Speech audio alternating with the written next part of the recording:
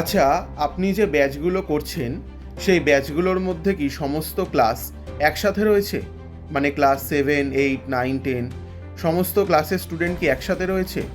এই প্রশ্নটাই আমি বেশ অনেকের কাছ থেকে শুনেছি, যারা আমায় ভর্তির ব্যাপারে বা অন্য কোনো কারণে কিছু জানার জন্য কল করেছিলেন।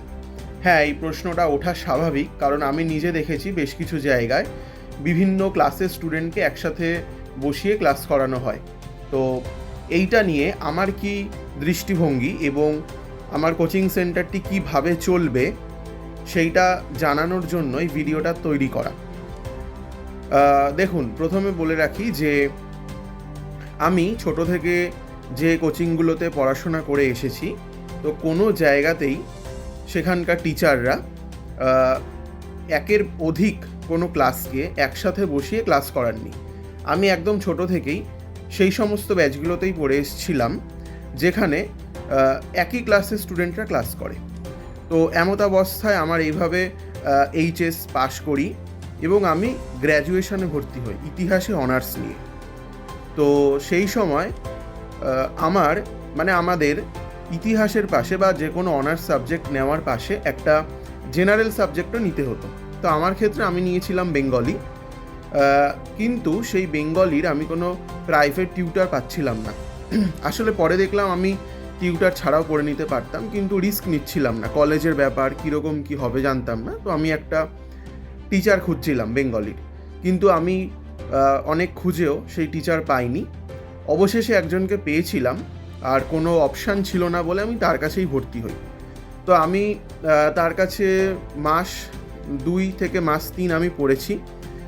সেই টিচারটি স্যার ছিলেন, তো সেই স্যার খুব ভালোই বাংলা পড়ায়, এতে কোনো সন্দেহ নেই, এবং তিনি আমাকে খুব ভালো পড়িয়েছে। আমি বাংলায় বেশ ভালো নাম্বারও পেয়েছি। কিন্তু সমস্যা হলো সেই যে ব্যাচটিতে আমি পড়তে যেতাম সেখানে কিন্তু আমি ছাড়াও, আমি তো গ্র্যাজুয়েশনের স্টুডেন্ট ছিলাম, আমি ছাড়াও ক্লাস 11-এর একজন পড়তো, এছাড়াও 7, 8-এর কিছু ছোট ছোট বাচ্চারাও ছিল। তো এতে করে প্রবলেম যেটা হতো যে স্যার তো খুবই ভালো পড়াচ্ছে, কিন্তু মানে একটা ব্যাচের মধ্যে যখন ক্লাস 7 বা ক্লাস 8কে স্যার পড়াচ্ছে তখন আমার একটু প্রবলেম হচ্ছে, আবার যখন আমাকে স্যার পড়াচ্ছেন ওদেরকে বসিয়ে রেখে তখন ওদের একটু প্রবলেম হচ্ছে। তো এই একটা জিনিস আমি ওই একটা কোচিংয়েই দেখেছি।